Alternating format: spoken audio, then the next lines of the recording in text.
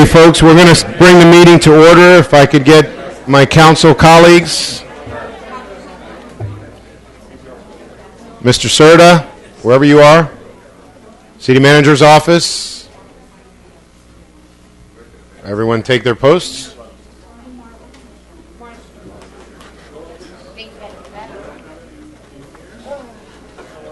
Okay, I think we have everyone. Yep.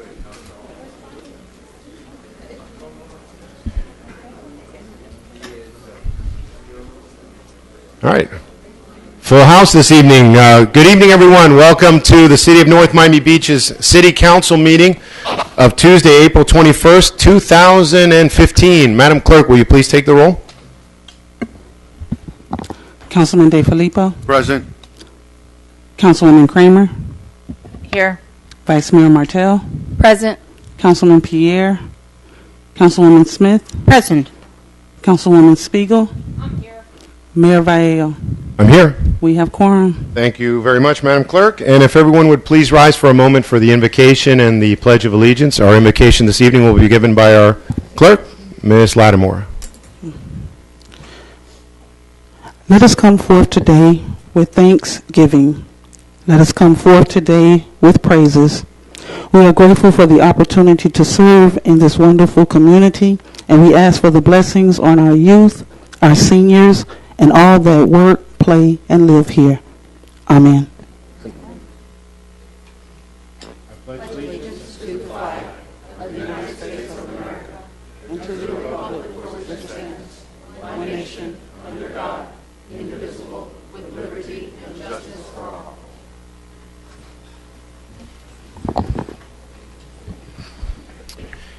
Okay, thank you. Madam Clerk, do we have any requests for changes to tonight's agenda? There are none, Mr. Mayor. None. Okay. All right, we're going to go jump into public comment, but before we do that, I got a request. I want to give a moment to my colleague, Councilwoman Smith, for a quick announcement. Mr. Mayor, thank you very much. And I do see one or two of my seniors in the audience. If you can come and join me, please. And Mr. Serta, if you could come to the front. We have a surprise.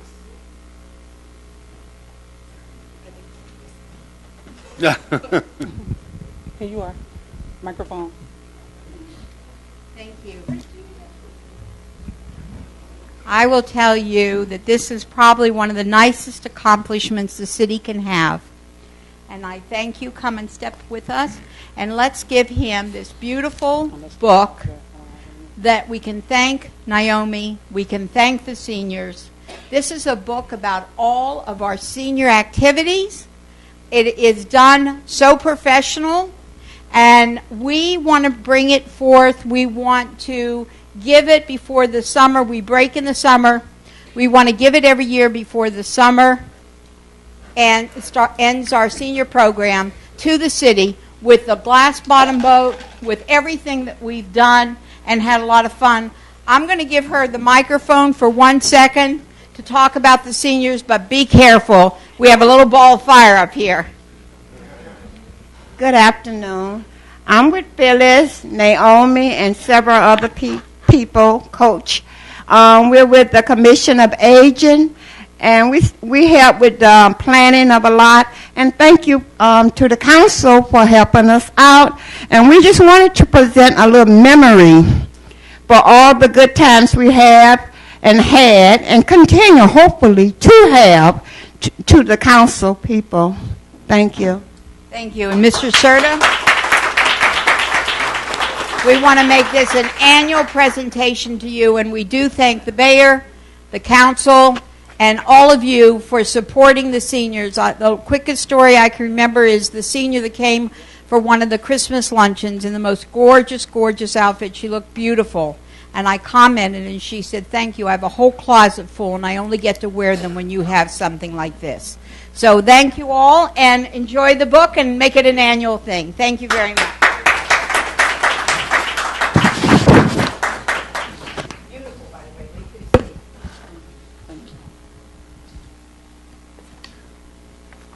Okay, congratulations, and thank you to everyone who participates in that seniors program. Thank you, Councilwoman Smith. Okay, let's go ahead and open the floor for public comment. Madam Clerk, if we'll take all the speakers that wish to address the council at this time. The Mayor and Council of the City of North Miami Beach have opened the meeting for public comment at this time. There is a 3-minute time limit for each speaker during public comment or for testimony during public hearings. Speakers will be called to the podium.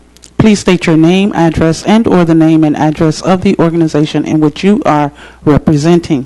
During public hearing items, please speak only on the subject matter that is before council. The Mayor and Council of the City of North Miami Beach recognize the importance of civility. The City of North Miami Beach requests all in attendance to exercise civility towards each other. My first speaker is Marilyn Baumule, and then Charles Osarno, and then Roland Valou.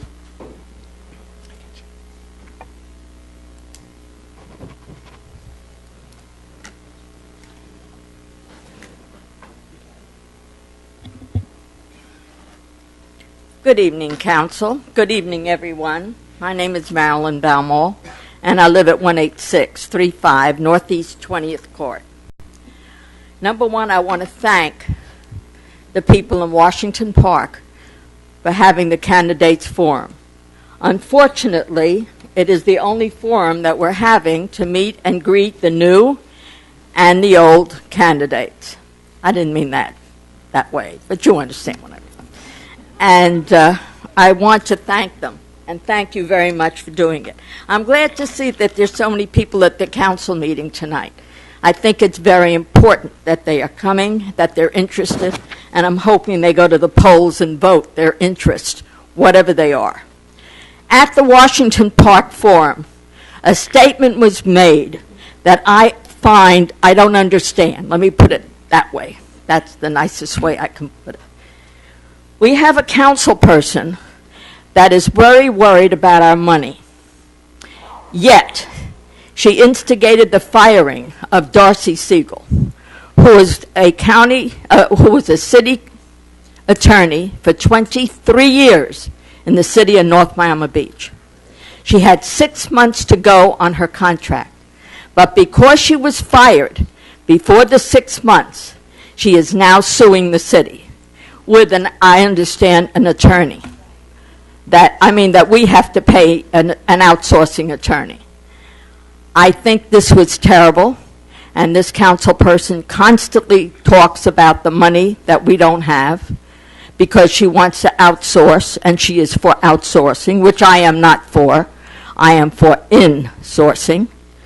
And I just want everyone that is listening, that is here, to be aware of it, to make sure you read, to make sure you listen, and I hope everyone votes for the person of their choice. I thank you so much. Thank you, Mrs. Baumule. For the record, Mrs. Baumule, please remember that the council as a whole is the one who terminated that charter employee. Good Yes, evening, Mr. Sarno. Mayor, council members. I'm Chuck Osarno, 16449 Northeast 31st Avenue. I'm speaking tonight as president of the Eastern Shores Property Owners Association, and I'm speaking on behalf of not only the members, the residents of Eastern Shores, but there are many, many residents of Western Eastern Shores who are here tonight on the same issue. We saw on the agenda today that a memo has been created by our city manager, our city attorney, and our assistant city manager, Mr. Lorber and Mr. Smith, discussing the Dutch Docklands project for Mole Lake. In that memo, there were 3 options. The first option was to create a conservation district, which is what Eastern Shores Property Owners Association has come to you in the past and asked you to do. The other 2 options were to do something from a zoning and other perspective. I can tell you that as far as the residents of Eastern Shores are concerned, and many of the residents of Western Eastern Shores, there is only one option, and that is to create a conservation district. Just as the city of Aventura did many years ago, and we ask you, when you look at the memo from Mr. Smith and from Mr. Lorber, that you consider that the people that live in this community do not want the floating homes in Mole Lake. They would like a conservation district so they can continue to enjoy the lake and the other things that the lake brings to them as residents of this community. Thank you. Thank you.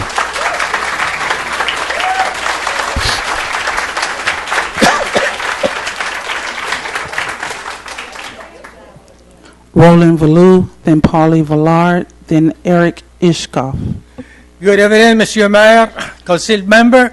Before I go any further, I would like to ask you if I can use my time to tell you a little story. As long as there's no names, No, there won't no be names that, No, there will be no name, sir. And about how make people happy. Just before the election, this is the time to do it. My name is Roland Valou. I live 13730 Harlan Drive, North Miami Beach, Arch Creek District. Once upon a time, they had a mayor and couple council people wanted to go fly over the city of North Miami Beach. The mayor had a very good friend by the name of Charlie. Then the mayor called Charlie. He said, "Charlie, are you busy today?" He said, "Not really."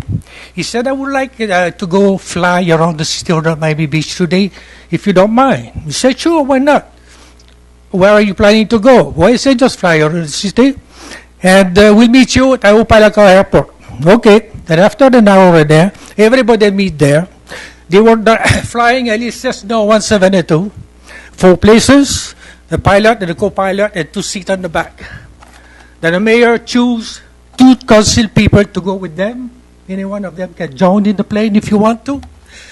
And there they goes.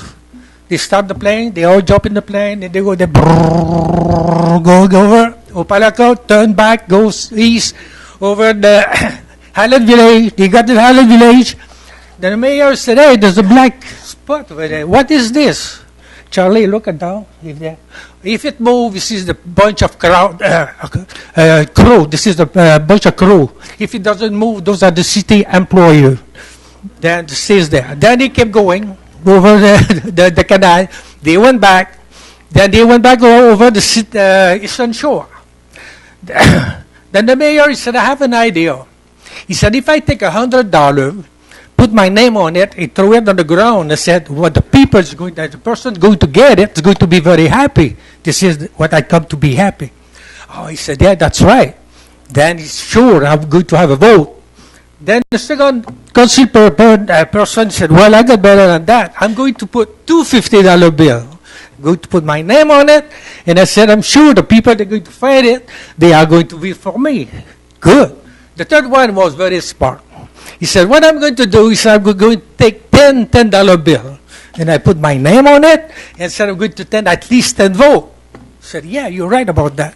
Then, just like they were going over Eastern Shore, there's a lake not too far from here. Then Charlie went there. He said, "Mr. Mayor," he said, "if you would open that door over there, and you all jump in the lake," he said, "everybody would be happy." Thank you. thank you. Paulie Villard, then Eric Ishkoff, and then William Dean.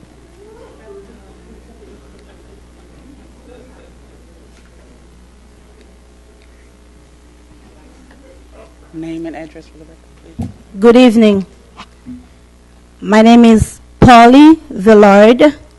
I reside at 16821 Northeast 8th Avenue. I've been living there for the past 26 years.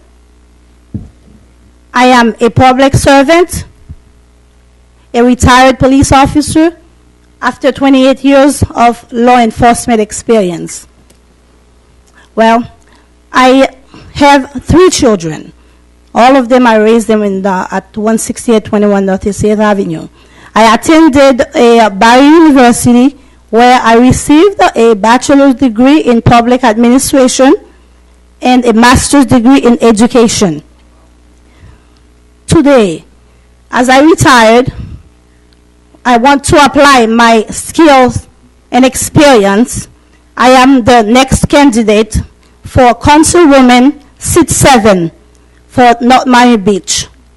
My punch number is 77. I'm asking all of you to vote for me. Can I, 1 second, Ms. Villard? Campaign from that. Yeah. You can't campaign from that microphone. You can, go ahead and just, you can finish, but you can't go and ask for your vote and the punch number and all that, please. Okay, I'm go ahead. sorry. Okay, I'm sorry then. Yes, this is who I am, and I am a candidate, and you know, I have experience as a police officer. I work with youth. I made a difference in youth. I'm a crime prevention officer. I've worked with DARE, gang prevention, crime prevention, and thank you very much. Thank you.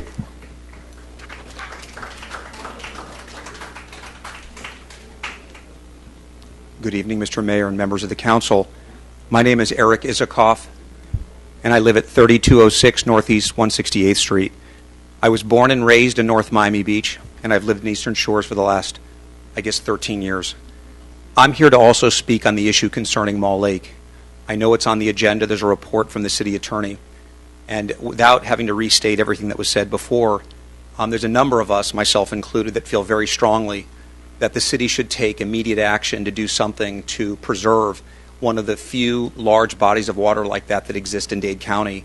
It's used, as anyone who's around knows, by countless boaters and other recreational uses, and I see a lot of people out there every day, every weekend, and it would be a real shame to destroy one of the few natural resources that we have. There are so many issues that come up when you try to sort of change in such a material way the use of that water. There are conservation issues. There's a lot of wildlife out there. There's drainage issues. There's hurricane concerns. And as noted in the city attorney's memo, there are all sorts of issues about zoning, variances, permitting. It would be turning things upside down to try to take this round peg and put it in a square hole. And so I think the most direct route is what is one of the recommendations from the city attorney, and that is to do what the city of Aventura did more than a decade ago, and that is to rightfully turn this into a conservation area so that things like this that may be attempted in the future can be stopped. We share the body of water with Aventura, and it's sort of interesting to note that they took this very action more than 10 years ago. I think it was in 1999. So certainly there's a precedent for it, and I think that it's long overdue, and I would urge the commission. It affects so many people, not necessarily just the people that are living in and around the immediate area, but it will really dramatically, I think, negatively impact the entire area because we have other neighbors there too. We've got the park across the way and a number of buildings that front along the lake on all sides. And so I would strongly urge the commission to adopt the first recommendation from the city attorney and take every effort possible to convert this area into a conservation zone. Thank you.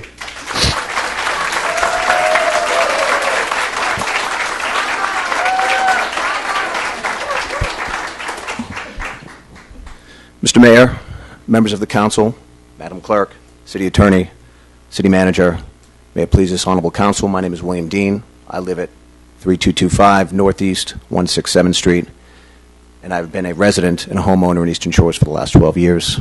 I obviously want to re-echo and reiterate what my colleagues already said, Mr. Isikoff, Chuck Asorno, but I want to do it one last time and make a common sense argument.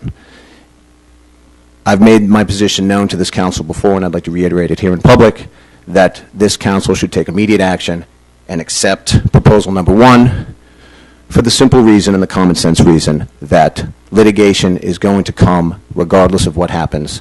And the sooner this is adopted, the sooner we get over this, and the sooner we put it behind us, all litigation will end. There'll be no future litigation. And the city of North Miami Beach, and more importantly, Mall Lake, will be protected till time immemorial. And North Miami Beach can take pride in that lake, benefit from that lake, and not have to deal with years and decades of litigation. If this council continues to kick these options down the road and not take action now, you just face continued litigation, continued problems, and the sooner we address this and not kick it down the road, it'll be behind us, and we will all be much better for it. Thank you very much for your time and your attention. Thank you.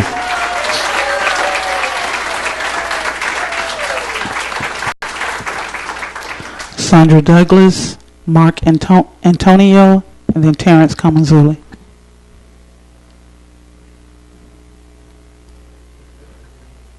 Just while Mrs. Douglas comes up, I just want to, I've let several speakers go before I said this, but I do want to remind everybody to, I know this is, that everybody wants to show their emotion on this, but during the meeting, we can't get into clapping and cheering and everything on either side of an issue. There may be somebody in the room that has a different opinion, and we should respect the make sure that no one feels uncomfortable to be able to come up and speak. Okay. Good evening, Mayor and Council, City Manager, Assistant City Manager, right? Okay, Mr. Attorney, Miss City Clerk. Name and address. I forgot. Thank you. Sandra Douglas, 1523 Northeast 152nd Street. I'm here on behalf of the Voters Council of North Miami Beach Incorporated, and I would like to thank those of you who came out to our Meet the Candidates Forum on last Thursday. Those are our candidates, those are who are running for re-election, and the new candidates, we certainly appreciate you taking time out to come out, and even those who are not running who came out. We thank you for your support. It was very informative, and we hope that everyone learned something new about those who are running and that are seeking our vote. And we tried to keep it as much under control as possible. And if I have to say so myself, I think I did a pretty good job. You did. Also, I want to thank Councilwoman Kramer for Saturday, the Magical History Tour. Do you do this annually, right? Well, I'm coming next year too.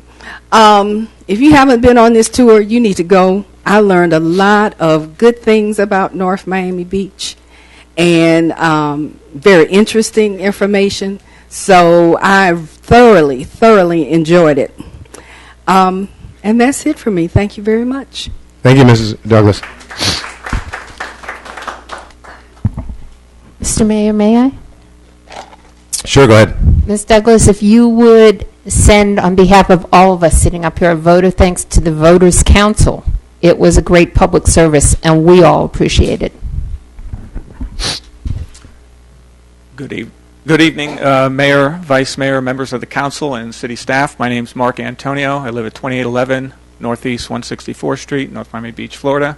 I'm here representing many members of the Western Eastern Shores community as well, and my Facebook page of over 113 likes and followers. And I'm not going to repeat anything that the others have said. We're all on the same page in that regard. What I would say is do the right thing. I think this this council's been very progressive and thinking to the future, and option one is the right option to take.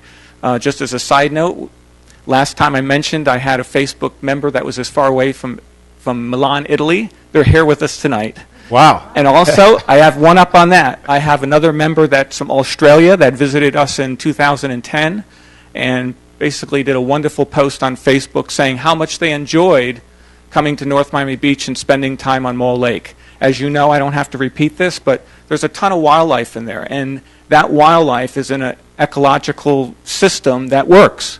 And if you take that away, it will forever change the habitat of Mole Lake and the surrounding mangrove area. So with that, I appreciate your time. Do the right thing, and thank you for all the people that did come out and attend. Mr. Antonio, is that our guest from Milan back there? Two. Hello, welcome. How are you? He doesn't know he can't speak. Sure. Listen, anybody that comes from whatever 6,000 miles away, you can come and you can speak. 2 words only. Thank you very much, all ladies and sir. Your name? I live here. I am a so-called seasoner here. I live here from the end of December to the end of March on April, like this. I continue to ask to me why there is someone who want to transform one of the best or the beautiful landscape in North Miami Beach in an architectural nightmare. I don't believe it. Why? For whom? Thank you. Thank you. Grazie.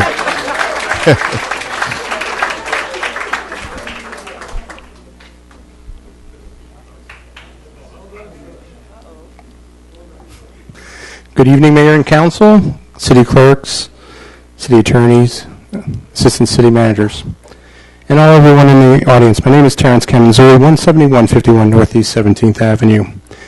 I come forward tonight just to remind everybody that this Friday we are celebrating Arbor Day at Dolphin Park. Dolphin Park is located on Northeast 170th Street and 3rd Avenue. Mr. Esmond Scott and his crew have been doing a lot of redevelopment into that park, and we're looking forward to a very, very happy grand reopening. And in terms of conservation, especially with trees and everything, I also want to speak out on Mall Lake. As a dog owner, I bring my dog to the Northeast Regional Dog Park here at Grounds Park East, which is adjacent to Mall Lake. There are many people that come here, and there's many people that boat right outside there. There are scouts that use the camping area in that area as well, and they like going into the lake. So again, as everyone else here, I want to represent the entire city, not just Eastern Shores and Western Eastern Shores. Please, let's look at this, and let's keep the conservation in Mall Lake as it is, because it's a very important ecosystem. Thank you. Thank you. Allison Roby, Adriana Corral, and then Rhea Unger.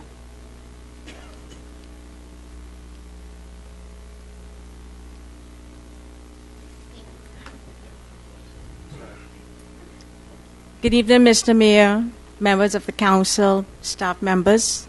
My name is Allison Roby. I reside at 2131 Northeast 179th Street.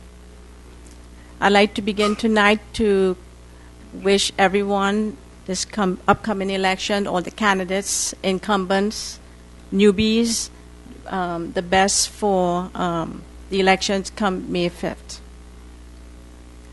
Why I'm here tonight, I will tell you.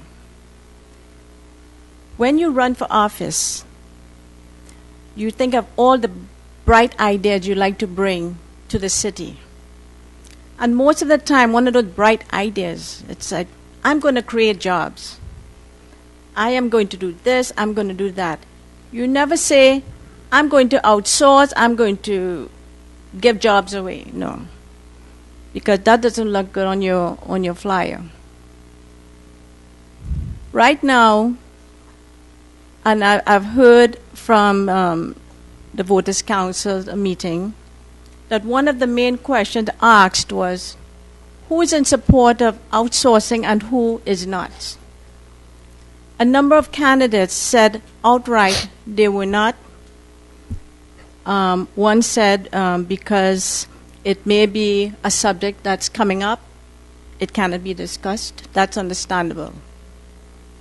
But again, if you want to keep job, create job, let's keep our sanitation department. We have over 143 workers. No matter what you think, the grass is green on the other side. Our grass is green right now. We need to keep our workers.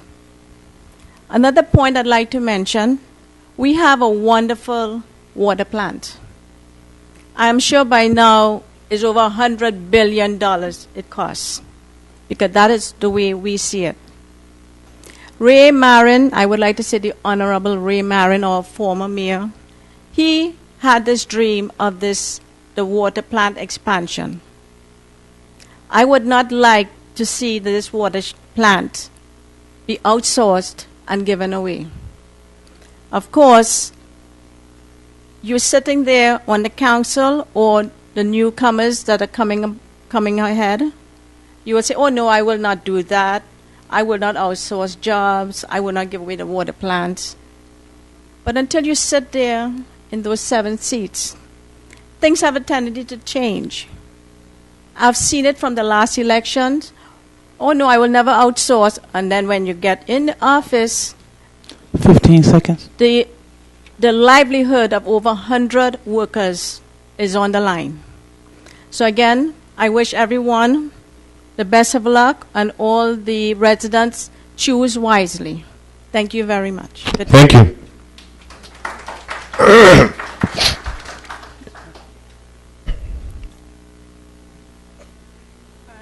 Hi. I want to thank Mr. Mayor, Council Chair, Council, everybody in front of me. Hello, my name is Adriana Corral. I'm representing Memory Trees. Can I have your address for the record, please? Sure, it's 3850 Northeast 167th Street. My name is Adriana Corral, and I am a Florida funeral director serving and advocating for earth-friendly funerals in South Florida. Living in South Florida for over 10 years, I have been able to obtain my funeral director and embalmer license, celebrant and home funeral consultant certification, and raw food chef certification. Having a passion for social justice, opportunities, and equality, I decided to become an independent contractor and start my own business, Funeral Tribute Celebrant. Involved in the funeral industry for over 5 years, my dedication has evolved into environmental and family-directed services, allowing families and Mother Earth to be in charge and have a voice. I have been involved with the nonprofit industry for over 15 years and have volunteered with numerous organizations and with the deaf community. Currently volunteering for a nonprofit, Memory Trees, as Memorial Commemorative Director, I assist Memory Trees with memorial tributes, dedication, and tribute tree planting, and assist with general business and program development. Our core purpose is to inspire healthy kids, create healthier communities, planting, growing, and nurturing food, complemented by fun, educational, after-school activities. Committed to providing sustainable and healthy environment habits to communities working together, Memory Trees can be a standard everywhere. Offering social after-school activities, earth-friendly memorial products, and programs that promote nourishment and healthy living patterns, Memory Trees can be a stepping stone for a future generation to maintain this earthy legacy. I want to inform the community that there are resources out there, and that also as a representative for Memory Trees, I want to bring this program to Miami-Dade, starting with North Miami Beach. As a representative for Memory Trees, I am able to create statewide partnerships, have a voice for program implementation, and have the ability to combine my passion for the funeral industry and nonprofit industry. If possible, I would like to distribute my business card, and after the meeting, possibly set up a meeting to discuss ways we can partner. Thank you. Is it Mrs. Crow or Crow? Adriana Corral. Corral, okay. Corral. Would you leave your card with our city manager's office, and they'll definitely get in touch with you. Okay, thank you. Thank you.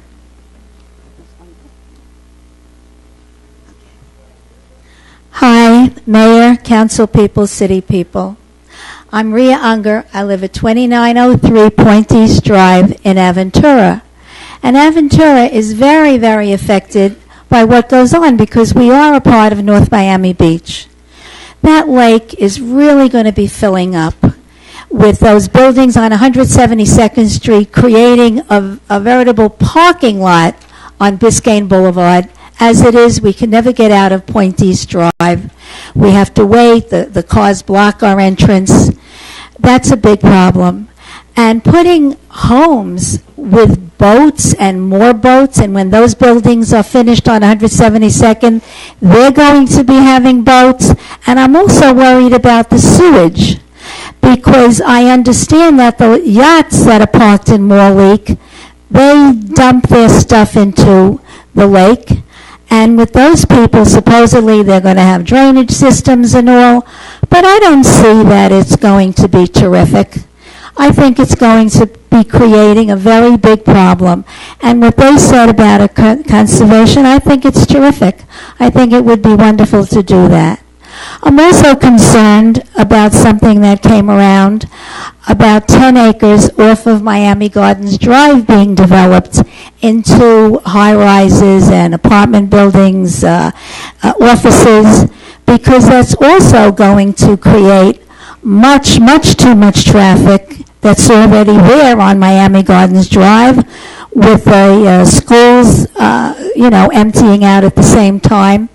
It's really becoming a veritable parking lot that we're living in, besides the conservation problems that I see arising if those homes. And I also keep hearing this Dutch company is like a threat. Oh, if you don't let us put those homes in, we're going to fill in Moore Lake. We're going to put up apartment buildings.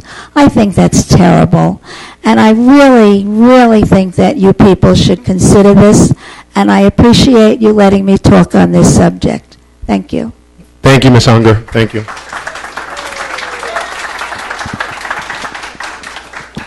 That was the last speaker, Mr. Mayor. All right, thank you. And, okay, public comments closed. We'll go ahead and move on to our consent agenda, which is item 8.1, 8.2, 8.3, 8.4, 8.5, 8.6, and 8.7. Move to approve the consent agenda as Have a motion? submitted. Second. Moved and seconded. Mr. All- Mayor, Yes. I'd like to place on the record that there were two corrections to the minutes of March 3rd. And just so you know, when we captured the presentations for the Hard Rock, we put the person's name and not the companies in which they were representing. So those were added. And also on the Mall Lake item the last time, a direction from council to the city attorney and the city manager's office was given, and that was not captured, and it has now been added. Oh, great. Okay, everybody got that? Okay. On the, that was the item 8.1. Okay. It's moved and seconded for the consent agenda, which is item 8.1 through 8.7. All in favor, say aye. Aye. Okay, the consent agenda. Mr. Attorney? 8.1 is the regular meeting minutes of the March 3rd, 2015 meeting. 8.2, regular meeting minutes of March 17th, 2015. 8.3, resolution number R 2015-30, a resolution of the Mayor and City Council of the City of North Miami Beach, Florida, authorizing the city manager to execute an agreement with Atkins North America, Inc. for professional design services for the Northeast 183rd Street Bike Path LAP project pursuant to request for qualifications number 2015-02 in the amount of $182,956. 8.4, a resolution of the Mayor and City Council of the City of North Miami Beach, Florida, approving and accepting an easement from Safeguard Properties 3, LLC, Safeguard, to be located at the northwest corner of Lot 5 of the Park Center Business Park in Miami Gardens, Florida, for the construction, operation, and maintenance of water facilities. 8.5, a resolution of the Mayor and City Council of the City of North Miami Beach, Florida, approving and accepting an easement from Monsignor Edward Pace High School, to be located in the northeast quarter of the southwest one quarter of Section 16, Township 52, South Range 41, East in Opelika, Florida, for the construction, operation, and maintenance of water facilities. 8.6, a resolution of the Mayor and City Council of the City of North Miami Beach, Florida, authorizing the issuance of a refunding revenue note, Series 2015, in the principal amount not to exceed $3 million to refund a portion of the outstanding loan as more fully described herein, providing that the Series 2015 note shall be a limited obligation of the issuer, payable from the pledged revenues as defined herein, providing for the rights, securities, and remedies for the owner of the Series 2015 note, finding the necessity of a private negotiated sale as a result of a competitive request for proposal process, providing for the private negotiated sale of the Series 2015 note to Branch Banking and Trust Company, pursuant to the terms and conditions described herein, making such determination as are required to afford the Series 2015 note bank qualified status, making certain covenants and agreements in connection therewith, providing for their severability, and providing for an effective date. Resolution 2015-35, a resolution of the Mayor and City Council of the City of North Miami Beach, Florida, authorizing the city manager and the city clerk to execute a turf and landscape maintenance agreement in substantially the attached form between the City of North Miami Beach and Florida Department of Transportation, FDOT, providing for the terms and conditions for the maintenance responsibilities and for the reimbursement of turf and landscape maintenance elements from FDOT to the City of North Miami Beach on median strips on the state highway system within the corporate limits of North Miami Beach. And that's the consent agenda. Thank you very much. And we're going to go ahead and move into the manager's report, but before you get started, I'm going to go ahead and pass the gavel to the vice mayor for a moment so I can go sign the papers of the bond that we just passed, since I know these gentlemen in the crowd are, like $500 an hour while they wait, right? So let's save us a few dollars. We'll get them signed and on their way. Vice Mayor, you've got it. Next is the city manager's report. Thank you very much. Honorable Mayor, Council, Charter Officer, City Attorney, City Clerk, obviously the Deputy City Attorney, all my fellow staff, and most importantly, the residents that have chosen this place to live or those that have chosen this place to call their place of business. Welcome. Certainly the people that are taking the time from your busy and hectic schedules to join us in person, I thank you very much. And those that are joining us electronically, either by cable channel or the internet, welcome to you as well. If I may, I'd just like to bring a couple of items and events that we have in the next few weeks. You know, we won't have a public meeting in May. So there's a few flyers that are attached to the agenda I'd like to just bring forward, starting with our spring, pardon me, let me also mention our city manager obviously is not with us today. For those that have worked with her and spent any time with her, you know she moves at about 1 million miles an hour, and so she's taking some much needed R&R. I have no doubt she'll come back here with 1 million new ideas now that she's had a chance to unplug. She'll join us in just a little while, a few days. But we miss her, hope she's doing well, and obviously unplug and reconnect and come back with some great ideas. The first item that we have coming up is the Spring Fest, and I'd like for our Assistant City Manager, Richard Lorber, just to bring us up to date on the Spring Fest. Thank you. This was the City Manager's initiative. It's our upcoming NMB Spring Festival. It's scheduled for Sunday, May 17th, from 1 to 6 p.m. And the location is right on Hanford Boulevard at the corner of 19th Avenue. It's the big vacant parking lot right at the corner in the center of our CRA, our downtown area. And we're going to have family activities, artists, many booths, cultural arts, performances, and food. It will be a great day for all. It's to celebrate our rebirth as a city and the great things that are coming. So everybody is welcome. I hope to see you there. And just moving along, thank you very much. We also, someone mentioned the Arbor Day. That is Friday, April 24th at 10 a.m. It's at Dolphin Park. Join us. I think that's a really new take we're doing thanks to Esmond Scott and our city manager. We're going to be not only adding a butterfly garden, but we've got game tables and benches, and I think that's a really nice improvement for those that are in the area. So please join us. The address is 170th Street and Northeast 3rd Court. I believe it is. I think it's 3rd Court, but it's 10 a.m. on the 24th. Is it Avenue? Okay. My apologies. 3rd Avenue. We've got the National Day of Prayer on May 7th, so those of us that are in City Hall or around here, please join us. It will be at the Silver Auditorium, which is in the Parks and Rec building. It's at noon. Again, May 7th, the National Day of Prayer. Chief, are you around here? Chief, if you could please come up, brief us on the memorial ceremony. Pardon me. I know, obviously, there's a great song that says, some gave all and all gave some, and I think that's what we're paying tribute to, so please. Good evening, Mayor, Council, and staff, and guests.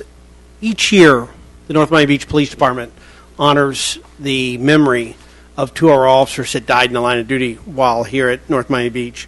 Those would be Lieutenant Jim Heyer and Detective Sergeant Oreo Lorenzo. This particular year is particular for me because we came very close to adding another name to that. So I like to keep that very much in mind, and we were very fortunate that wasn't. But it'll be on Friday, May 8th at 10 a.m. We invite the families, the surviving families, to attend the ceremony, and all of the month of May is Police Memorial Month throughout the nation. So we greatly appreciate your presence and your time. Thank you. Thank you, Chief, and those that protect us and help us throughout the day and night. We've got the Mother's Day breakfast. That's the free event. Let me note, free event. It's hot breakfast, entertainment, raffles, and prizes. Space is limited, so call the Parks and Rec office. That's 305-948-2957. It's Saturday, May 9th in the morning, 9 to 11. So please, all you mothers, please join us Saturday. We've got Memorial Day service, and for those of you that haven't joined us on Memorial Day, I highly encourage you. It's a great tribute that we provide.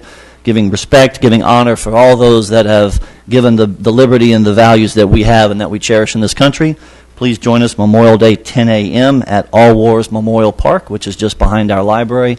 Again, I encourage that, whether you just want to encourage or set the groundwork for the values of our kids or come pay tribute to yourself. I highly encourage it.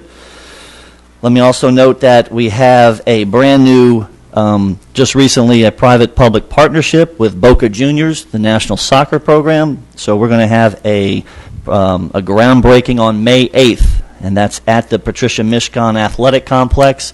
We're going to be having a press conference. We'll be giving away some scholarships for the Boca Juniors Soccer School. So that's May 8th at 3:30 at the Athletic Complex.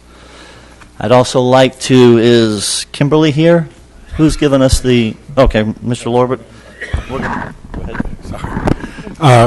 Thanks, Mac. From time to time, our planning staff discovers that there are certain aspects of our existing code that might be changed for the better.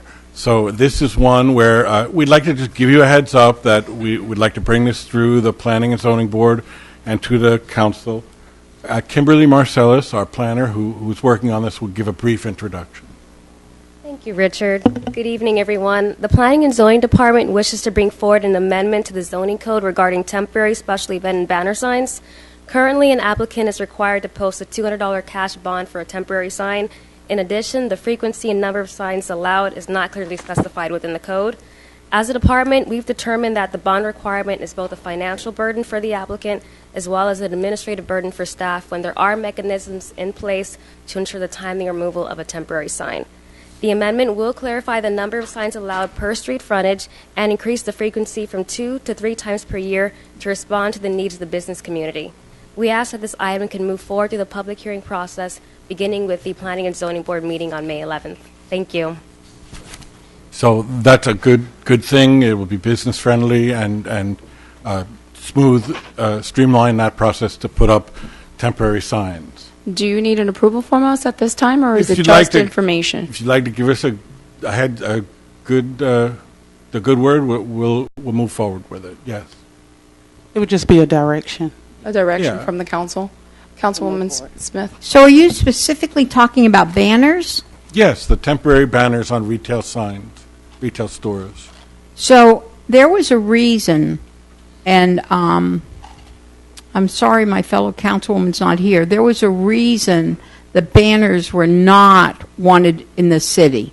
So there's a history, and there's obviously records on that. I would like to see a copy of what the objection was then. Why was it that they didn't want the banners? And I remember this specifically because when I ran the first time, a gentleman, actually out of his own pocket, and I did not know, bought and put up banners. Before we make direction, I want to see what there was in the city because we're going in a certain direction with the city now.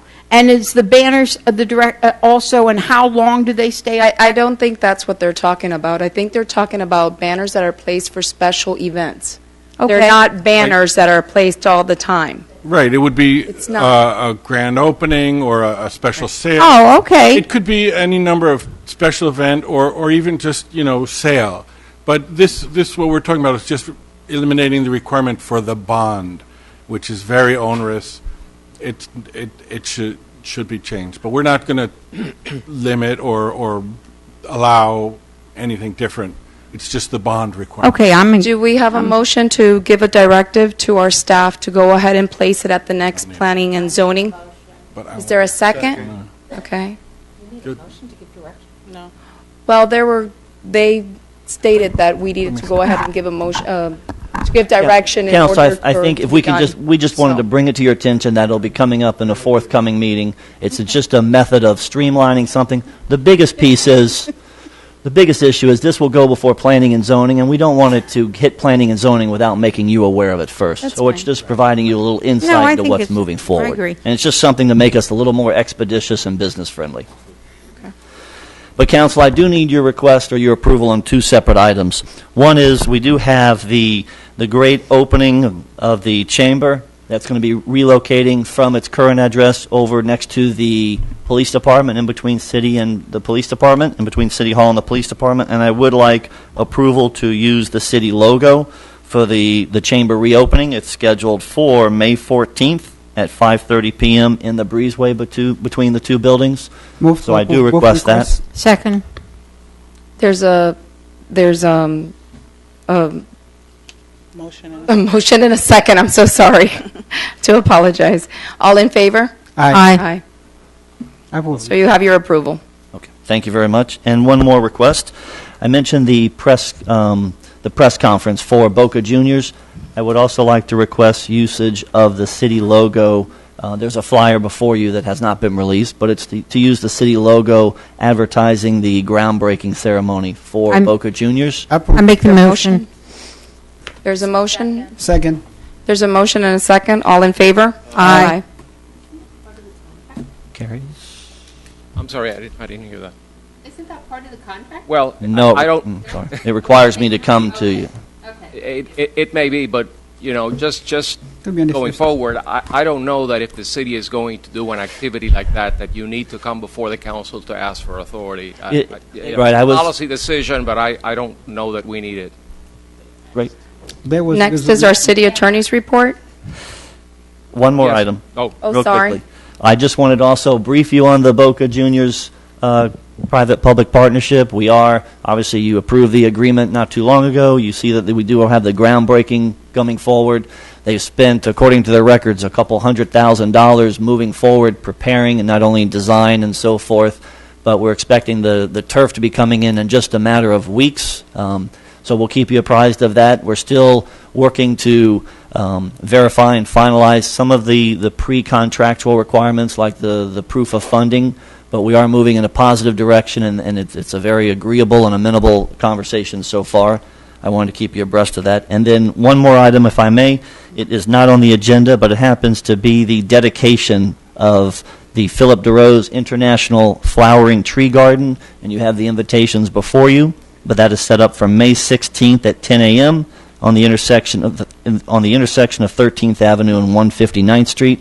Those of you might be familiar with it. It's that gorgeous street that we have where the flowering trees are abundant, and it's really a great opportunity. And right now, Director Scott and his crew are beautifying that area and has some great plans. We toured it yesterday, so I'm really looking forward to that. And I think finally that concludes the report. Thank you. Thank you very much. And our city attorney. Yes, Madam Vice Mayor, it's not on your litigation list, but I want to update you on a hearing that took place yesterday morning before Judge Cueto regarding the police and fire pension matter. There were some pending motions that the judge needed to hear before the case goes to a final hearing or trial. Those issues involved claims that the city made based on breach of fiduciary duty against the retirement committee. The judge dismissed those claims and is going to try the main issue in the case, which is basically whether or not the retirement committee is obligated to follow the 2013 ordinance, which mandates pension reform. This judge moves very quickly. He's got a rocket docket, which means that he starts early at 7 o'clock in the morning. He runs through his calendar quickly. We expect that we'll be in trial probably within the next 3 months. So by, I would say, the end of the summer, we should have a ruling on this matter. And that concludes my litigation report. The next item that we have is the discussion item on Mall Lake floating homes. If you could brief us on that, please. Some of the folks that spoke earlier gave me the credit for having written the report. It was actually drafted originally by Mr. Lorber. I did edit the report. There are some issues there that deal with legal ramifications. I have had an opportunity to deal with the issues involving potential legal challenges. Mr. Lorber is going to explain to you what those three options are that are available to you for you to give us direction as to what it is that you would like us to bring you back. I can assure you that whatever option you decide to go forward with is legally defensible. and any lawsuits that may be filed against the city on whatever you decide. We are more than prepared to defend. I've researched extensively the issues. I'm not going to share with you publicly what the legal strategy of the city will be, but we're confident that your decision will withstand legal scrutiny. So without further ado, Mr. Lorber is going to present those three options to you. Thank you, City Attorney. Richard Lorber, Assistant City Manager. Last month, staff was asked to research the issue of floating homes on Mall Lake and report back to the council. So we've done that. Mall Lake is privately owned submerged land. It used to be a rock quarry. The property is not zoned. It has no zoning. Under our code, when land is not included in any zoning classification, it is automatically classified as single-family residential until it is rezoned. Our comprehensive plan, the future land use map, designates the property as open water and transportation corridors. And this includes areas of open water lakes, canals, and otherwise undesignated. So basically, this combination of the comp plan designation and the no zoning means that to do anything, the property really requires some type of city land use action to make the property conform with city regulations. Staff has identified three possible options with regard to this proposal. One option is to rezone the Mall Lake parcels within North Miami Beach as conservation. That's what City of Aventura did in 1999 when they incorporated, is they designated their section of Mall Lake, they zoned it conservation, and it is designated future land use, on the future land use map, as water. So Aventura adopted that 15 years ago, and if we did that, it would preclude residential development of Mall Lake and would limit the uses permitted in these private open water areas to recreation and commercial boating facilities, passive outdoor recreational uses, fishing, boating, and camping facilities, and other water-oriented uses. So this would be under conservation. This is good. These are great things to have, but those may also have potential negative impacts that we would have to look at. A sample of the text of comp plan and zoning amendments to do this is included in your package, and it's basically copied straight from Aventura. The second application would be to process the applicant's application for rezoning as a planned unit development, or PUD.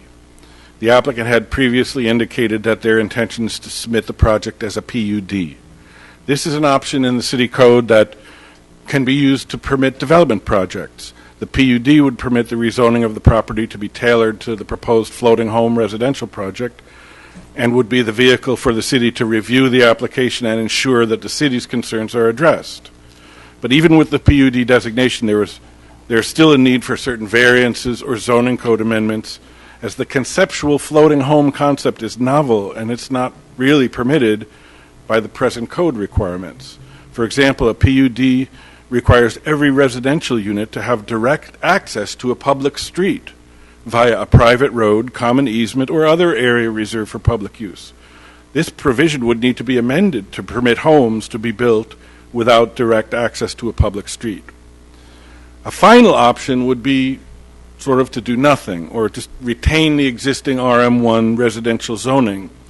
Since the proposed floating home project consists of single-family dwelling units, it's conceivable that the project could move forward under current zoning rather than a PUD, but it would still require a comprehensive plan amendment and probably variances and code amendments as well to satisfy all the requirements of the existing code, for example, with respect to calculation of density on submerged lands and also the location of the required parking. It's important to note that no formal application for rezoning or site plan approval has been submitted to the city from Dutch Docklands. We had a preliminary study about a year ago, before I even was working here, but no formal application has been made. And there are still many questions to be answered regarding the full details of that proposal, such as the size and location of parking, which we don't know, compliance with environmental regulations, which was brought up, and there's a water management district canal easement running directly through their proposed area. So in conclusion, we need more information on this. We expect if the owner comes in and brings us more information, we can start to identify areas of concern to surrounding residents. And as always, staff will seek potential solutions and explore all possible alternatives, and will continue to update the council as to what's going on. Thank you. Mr. Smith, you have some extra information? Or did? I'm sorry. I stepped in when we already started. I don't know if you went before. No, Okay. my comment about legal strategy is that we'll defend whatever decision you all make. And we've done the research. We believe that any decision you make can be sustained. So it's up to you. You decide which option is best for you, or a combination of options. Okay. All right. Let me see if anybody has questions. All right. I'll go start here, I guess. Councilwoman Spiegel.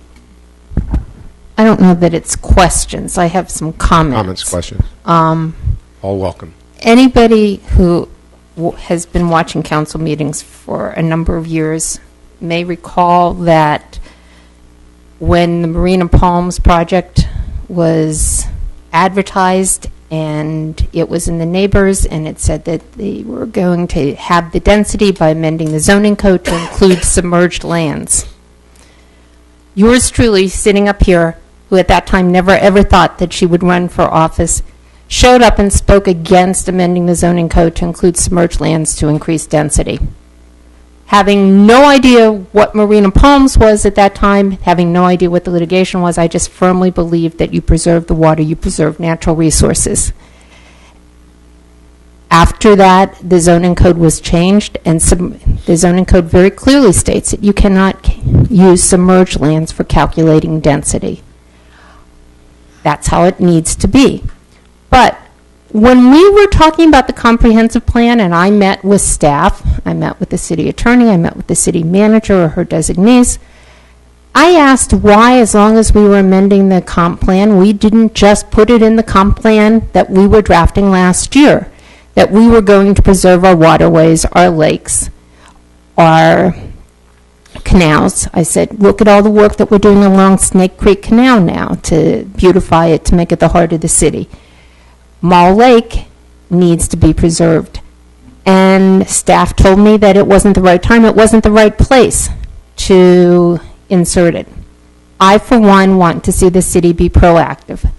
The same way that we have said to the owners of the Intracoastal Mall that you can't build until you figure out a way to get ingress and egress out of there so that it's not bottlenecked. I think that we need to take the long-term view. I, for one, would like us to amend our comp plan. I'm sorry we didn't do it when we did the whole bunch of other amendments, to make it a policy of this city that our waterways as they exist are preserved and are available for our residents to enjoy. And so I am, along with the residents who have spoken here today, be it the people who go to the dog park, the people who live there, the people who take their boats, their canoes, their kayaks out there, I'm all in favor of preserving our waterways and our natural resources. Let me go to my right. Council, do you want? Yes. Okay, go ahead, and I'm going to come back. Actually, my question is more to our city attorney because I am also in favor of for the first option, which is in regards to the conservation of the water. But my question to our city attorney is, in order to go ahead and take the next step for the first option, what do we have to do? Or what do we have to, or what do you have to do, I should say? If you direct us to draft an amendment to the comprehensive plan and to our zoning ordinance as outlined in the memo, and I believe that Mr. Lorber has already given you the manner in which the amendment would happen. Then this would go in front of the Planning and Zoning Board, Mr. Lorber? Yes, that would likely be the next step. If we were directed to proceed with that, the next step would be preparation of the material, and we would go to the Planning and Zoning Board and then to the Council for 2 readings.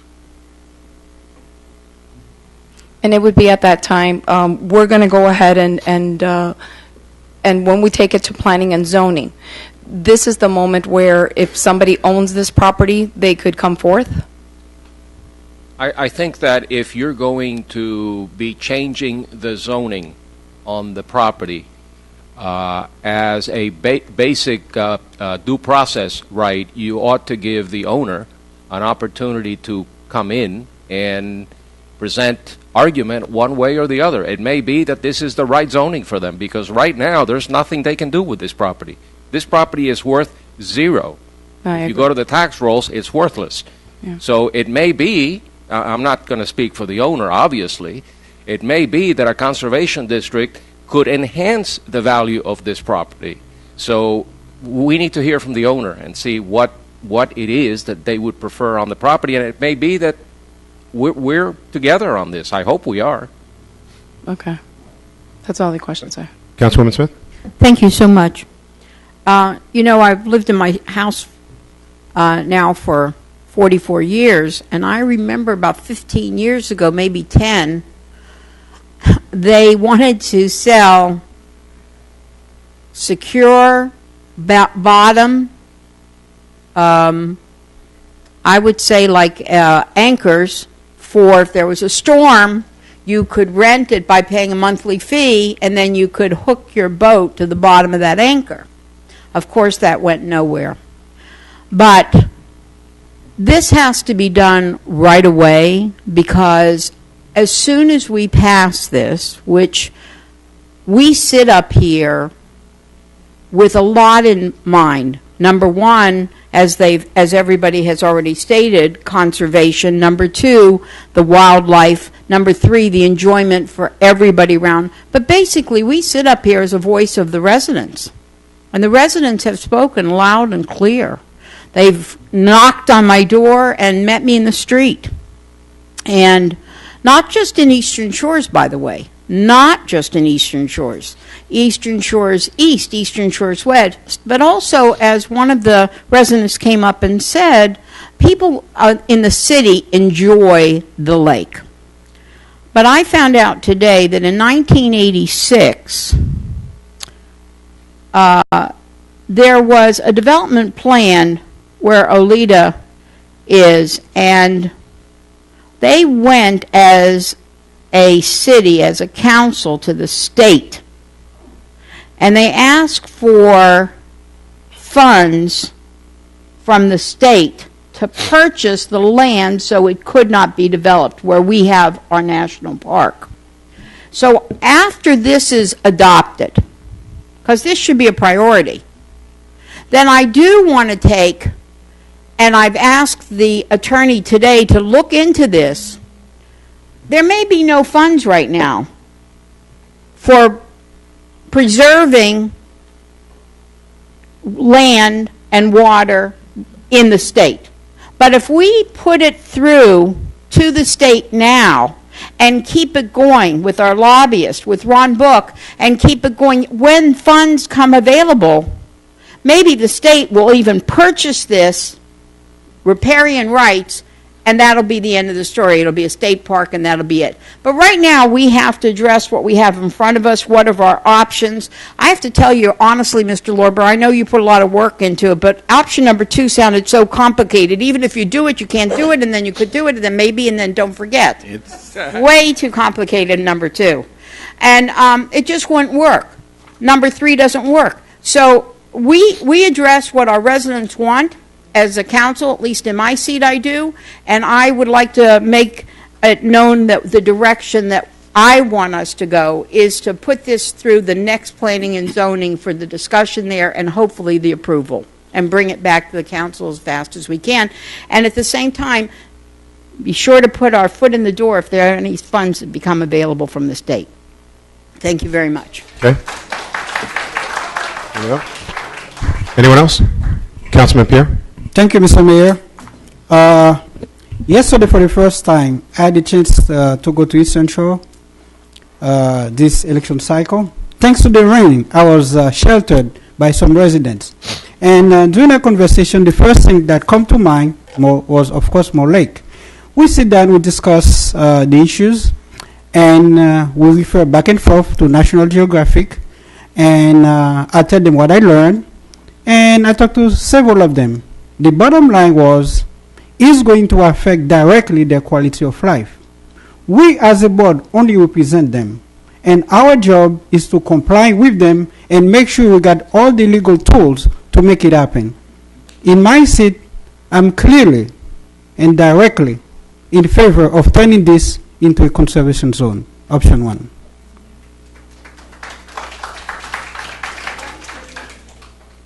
Okay. Anybody else? Go ahead. Second. Second bite. And this is, I would like to see us be a little more comprehensive, a little more long range on this. We have some man-made lakes in Sky Lake. We have parts of Snake Creek Canal that run through our city. We have the Aqua Bowl. I don't know if we have any other little, don't we have water over in Pickwick? I want us to take a comprehensive look at the water that's in our city and make it,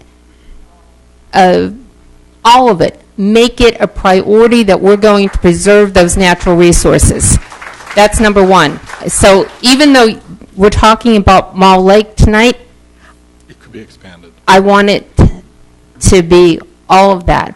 Number two, when we're talking about Mall Lake, I go back to the environmentalists who came and spoke to us when the Braha-Dixie project was before us, and there are already provisions that would affect this, are there not, with regard to the Oleta River Basin? Yes, that's one of the regulations that is or may be at play, but the majority of the location that Isn't outside of that. proposed, it doesn't appear to be in that. Okay, so what I'm really asking is, let's do something comprehensive, and let's do it, since we didn't do it when we just amended the comp plan, let's do it as soon as we can. I don't know which of our four fathers or four council members gave away the beach that used to be part of the city. Yeah. But you know what? I keep trying to. I flew in at midnight and couldn't get there Saturday. But I don't want to be the council that gives away our water resources. Okay. Councilwoman Kramer? I didn't want to stay here silent and everybody not know how I'm feeling, so I just want to make it very clear that I do echo everything that my colleagues are saying, and I wouldn't want the night to go by without you all applauding me as well. Councilman DiFilippo.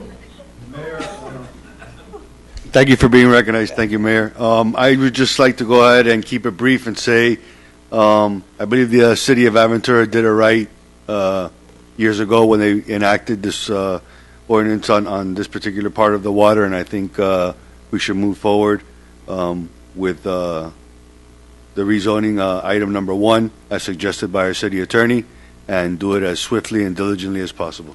Thank you. Anyone else? The only Yeah, thing go I ahead. can tell you, in Sky Lake, that's a self-contained lake. The entire thing is in North Miami Beach. And I will tell you also that it's amazing what's happening, just because, a little side note for real estate. When I saw a Pickwick house on the lake come out for $1.2 million, we're talking Pickwick $1.2 million because it's on the water, you recognize how precious that water is. If people don't know where Pickwick is, it's north of Miami Gardens Drive by 10th Avenue. And I will tell you that the one thing I tell people all the time when they decide they're going to move from, whether it be Eastern Shores or whether it be Sky Lake, or they want to move from the water, once you move, you can never buy it back. You can never buy it back. So I think for us, what we can do here as a council is preserve it so nobody can ever touch it. Thank you Okay. very much. Anyone else? All right. I'm going to go ahead and echo the comments that were just made. One of the things that was brought up is Councilwoman Spiegel. I agree that we should look at, once again, here we are as a council. We have found ourselves in this situation before where, you peel back the onion and here's something that gets plopped in our lap that was never taken care of. Because my first reaction when this thing came forward was, how the hell did that happen? That, something had no zoning.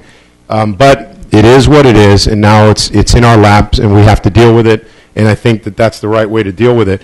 But I would say that I want to echo what Councilwoman Spiegel said about us looking at all the waterways and all these resources. And one of the things I wanted to bring up about Pickwick was one of the residents recently brought to our attention and complained that apparently a while ago the flow to that lake got cut off from the canal because the culvert or whatever it was that connected this body of water to had actually collapsed. Why who knows? Maybe it just got old and it collapsed. So now Pickwick Lake has become kind of a stagnant body of water. It's gotten cut off from the canal and all the wildlife and the fish and what have you. And I was surprised that had happened, and especially that it had not been brought to our attention. Apparently it's happened a while ago. So I think that is an eye opener, as is this Mall Lake item, an eye opener that instead of just dealing with this one issue, let's look at all of the issues that we have. And maybe that Mall Lake is unique because of the fact that it's still privately owned according to the tax rolls or whatever. The only thing that I would say is I would ask our attorney that in the process that make sure that we do things the right way and that we do afford people whatever their due process is and what have you, so that we're not opening ourselves up to unnecessary litigation. And Councilwoman Smith, that's a great point. I think the first time I heard about this, my reaction was, this sounds exactly like what these conservation funds were designed for. And we've seen it in the past. Other lands have been bought by the state or by, I guess, by the city, the county, whatever the governmental agencies. If there were these instances, if that's the solution, let's not leave that stone unturned. Let's look at it as well. Absolutely, it's already been done in our state. Yeah, right. So I mean, it's anyway. The point is, all the comments have been made, but I would ask that we look at everything in a whole, especially that issue in Pickwick, because that is a nice body of water that is being starved right now and is slowly, turning into, algae. Yeah, like an algae bloom, and that's not cool. So we should address that. Anyway, I think. Oh, go ahead. I'm done. I think the direction's clear. Anyway, go ahead. No, I'm sorry. I just wanted to fill you in because I did go ahead and contact our department, and actually I had our Public Works Director go see Pickwick, just so you know, because of that issue that the residents complained about. Specifically, there's unfortunately there's one area which has already dried up a substantial amount, but that is one issue that will take a little longer to fix. But we are already looking into it, and South Florida Water Management District has already been contacted. Just wanted to let you know. Well, once again, one of those things that the sooner we start it, the sooner we'll see the end of it. So anyway, Mr. Attorney, you have your marching orders for staff, so thank you very much. Okay. And are you giving Attorney the direction also to look into starting the process to notify the state? I think all of that is on his plate now. So Mr. Serta and I had a conversation this afternoon about that, and Mr. Lorber has already gone through the laws that apply, and we're going to be next in line. So we'll be filing soon. And you know what? Hey, the property owner may be part of that conversation with the state as well. Okay. Yeah, go ahead. Mr. Mayor, I'd like to go back to the city manager's report for 1 minute. Go ahead. There was something that Mr. Serta said that I thought, Mr. City Attorney, that before Boca Juniors moved forward, it was a condition precedent that they had their financing in place and satisfactory to the city. That's correct. Before they move forward with any construction, the financing will have to be taken. Well, excuse me, you said that it hasn't been done yet, and you've scheduled a groundbreaking and you're publishing it? That's correct. So we still are publishing, going forward with the groundbreaking, and we anticipate the financial wherewithal being finalized. But we're sure. Yeah, why don't we hold off publicizing it until the condition precedent is met? We'd like to move forward with the press conference at this point, just for the timing of the opening, when we anticipate the artificial turf coming in. So we're starting that piece, correct? We're starting that right now, and we're anticipating all the finances being put together before then. Mr. City Attorney, I'm going to ask that you make sure that we don't waive that condition precedent. To me, that's hugely important. I had a conversation with one of the principals earlier before the meeting, and I made it very clear that the money has to be in the bank before we go forward with this project. That doesn't necessarily preclude having a groundbreaking, but there is no, this project is not going forward without the funds in the bank. Right. And that's clear on the record. Question, it's answered. Let's go ahead and move on. We have one legislative item, which is item 15.1. Madam, Move to introduce resolution number R, 2015-20. Second.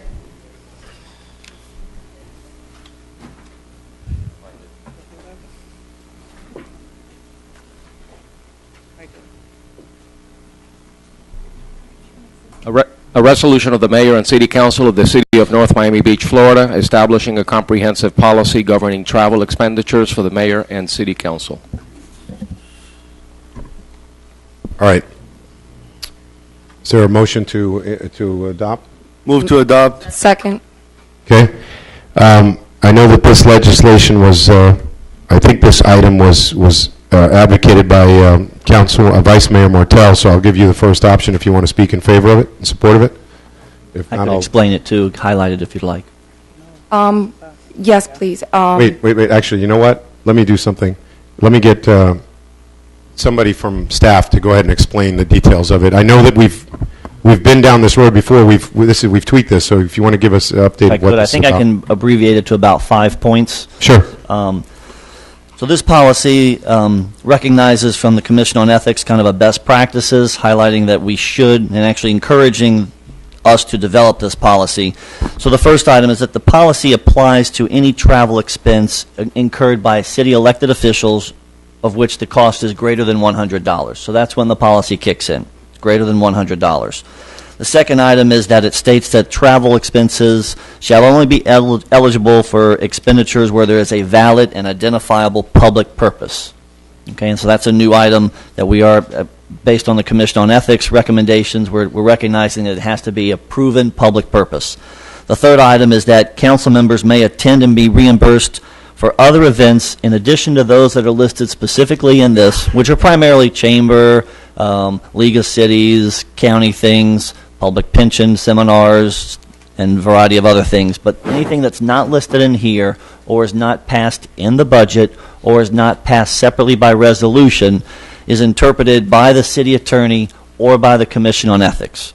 So it's those gatekeepers that are making the decision on whether it's a public policy. The fourth item is that the per diem rates are established by the website used by the GSA, the federal government, and on travel dates it's at 50% of the per diem rate. And the fifth item of this legislation or resolution is that travel expenses will be placed for the mayor and council on our website. Okay, thank you. Okay, Vice Mayor Martel. As previously stated, this is a resolution that has come up a couple of times in the past, and we really need to get to the point where we adopt this, only because it becomes our checks and balance to where our tax dollars are going, where our residents' tax dollars are going. And just like, you know, the checks and balance system where we have the executive, the judicial, and the legislative system, this is what this resolution is doing by allowing our city attorney, who will also be the one representing us if we were to go on a travel that basically would not can be considered as public purpose. And I feel very strong to go ahead and make sure that we place these types of policies into our city, because ethically we need to be the city that spearheads and goes ahead and makes sure that our residents are comfortable with the policies that we put in place and are comfortable that we are utilizing their tax dollars for their benefit. And that's the purpose to travel. It needs to be for our residents' benefit. And I feel that based on what we've gone through in the past, I feel that putting forth this resolution and getting it adopted would safeguard all of us up here and make it, again, a transparency to our residents. Thank you very much. Okay, thank you. Anyone else? Okay, Councilman DiFilippo. I just, I want to go ahead and commend Councilwoman Martel for bringing forward this important piece of ethics legislation. There's nothing better in this world than clarity, and it was long overdue.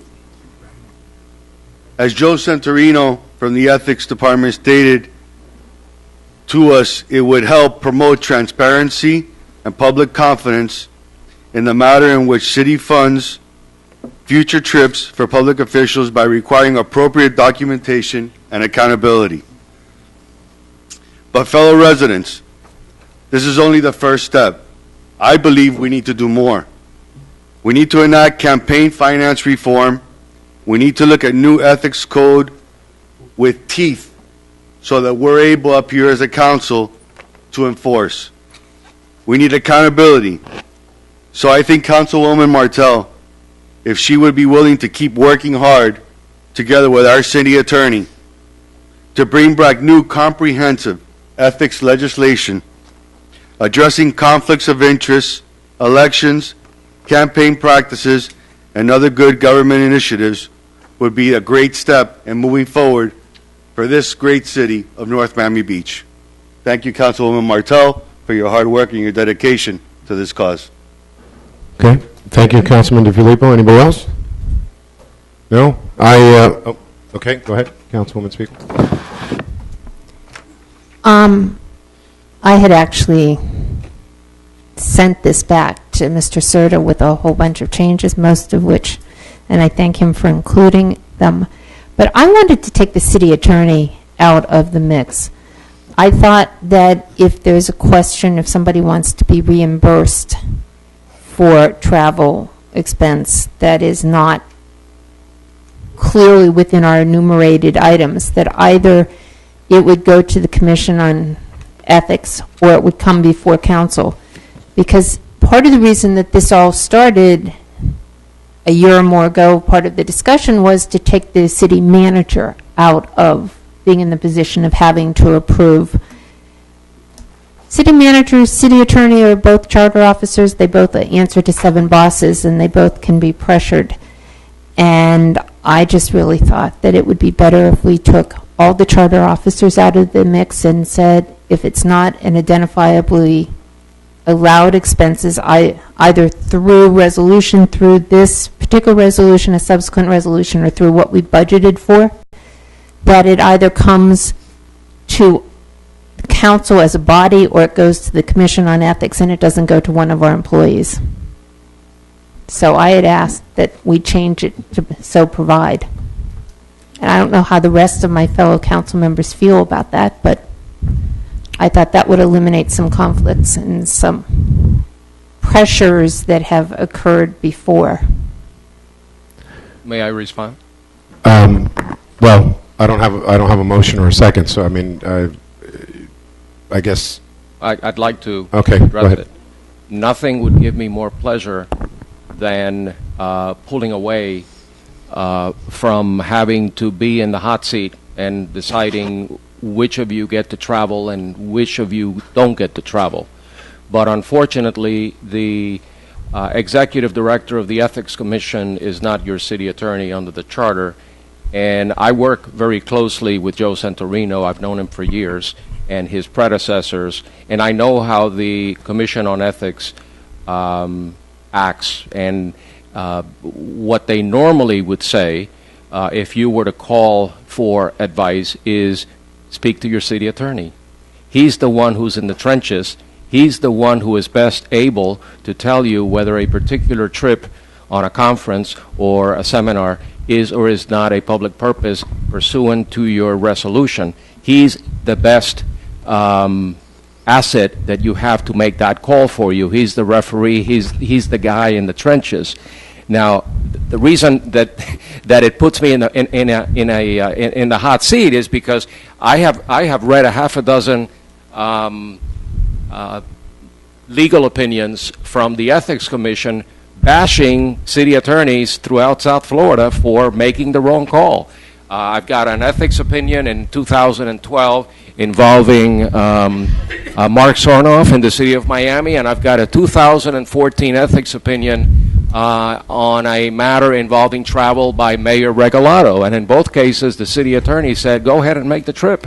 And then the Ethics Commission came back and said, Mr. City Attorney, or Ms. City Attorney, you should not have allowed that. So, it is kind of, putting the city attorney between a rock and a hard place, but the Ethics Commission expects the city attorney to be that referee, that judge, to guide you in making these very tough decisions when there is a gray area. Most of the time it's black and white, but in some cases it's a gray area and somebody has to make the call. And my call insulates all of you from any liability, because in those cases that I just mentioned, Mayor Regalado and Mark Sarnoff, in those cases the city attorney took the hit, the elected official got off because he relied on the advice of the city attorney. So what I'm telling you is, I don't think you have any choice, and I don't think I have any choice. I think I've got to be that referee that decides, based on the cases and based on your resolution and the direction that you're giving us, I've got to make that call as to whether or not you get to make that trip. So I would not change that. Okay, Councilwoman Smith? It sounds like the attorney's between a rock and a hard place. I wouldn't want to be the city attorney on a decision like this. Mr. Mayor, the traveling that I've done, one thing that you can't judge, and that there's no debit credit what you got out of the trip, is the relationships you make. And having been with you in Tallahassee, I can tell you that when they see you in the hall and when they receive you in their office, you can't put a dollar amount on it, because you might not need that relationship for 2 years down the road, but you have to build that relationship. So I think, we don't have really egregious things going on. I think that to have a policy is a very good idea. I think that we are transparent, and I think that that if there's something that makes a difference to the city, maybe not today, but in the future, and we see it, then the call will be made. The call will be made. I know when I went to Washington, D.C., and I only went once, but to see people waiting outside of a room hoping to get an appointment, and I mean, they can stand there all day and not get the appointment. And yet, if you've made the relationship and you pick up the phone and say, I'm coming to Washington on Thursday, guess what? They open their door for you. Mm-hmm.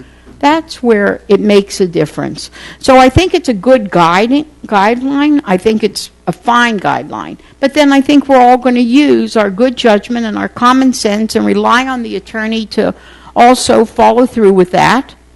And we'll be fine. Okay, thank you. All right, if no one else, first of all, Councilwoman Martel, thanks for, doggedly pursuing this, because I don't know when this thing is, we've looked at this topic already 3 or 4 or 5 times, I don't know, but anyway, I'm glad we're on the cusp of passing it. I think this is a very good and very necessary tweak to our policy. Clearly, the Ethics Commission pointed out that our prior policy was inadequate, and that's why there were some things that kind of slipped through the cracks that they didn't feel that were appropriate. But yeah, somebody ultimately is going to sit in the hot seat. Guess what, Mr. Attorney? That's yes, you're used to it, and that's why you get the big bucks. And if there, I know that if there's ever any doubt, obviously you go straight to the Commission on Ethics and get their opinion. But you're right. There's no way the Commission on Ethics is not going to sit there and be the monitor of our travel policy every 5 seconds. You know, they're going to expect us to do our work and only contact them when there's something that's gray or something like that. So I think the resolution is written properly. I think it will safeguard the taxpayers' money. I'm in favor of it. This is the right thing to do. So if there's nothing else, then we'll just, well, this is resolution. Let's voice vote. All in. It's moved and seconded on the resolution 2015-20. If you're in favor, say aye. Aye. Anyone opposed? Okay. It passes unanimous. And that's it for our legislation. Madam Clerk, if you'll take the reports, please. Councilman DeFilippo. Fellow residents, thank you for all coming out this evening. We had some wonderful presentations. All these students got these great acclamations and recognitions. Just goes to show what a great city we have and how hard we are all working up here to move this city forward. To all of our city workers, congratulations on this Appreciation Day for Public Works. To all of our police officers who put their life on the line every day for us and our residents, thank you. May God be with you. And to each and every one of our residents, please take advantage of these great events that we have coming up this summer in May, the Spring Fest, and many other activities that the city is putting on. We do this for you, for your enjoyment, for your family, and for everybody to come out in the community and enjoy this great city of North Miami Beach. Thank you, and may you have a good evening. Councilwoman Kramer. I think it's a record. It's 9:20. Amazing. Oh, okay. Hopefully I didn't jinx us. Well, let's see, where do I begin? First of all, I would like to thank everybody that came out and participated in the City of North Miami Beach Magical History Tour. I want to let you know that we had people come from all over South Florida. They came from Westchester, Key Biscayne, South Beach, Plantation.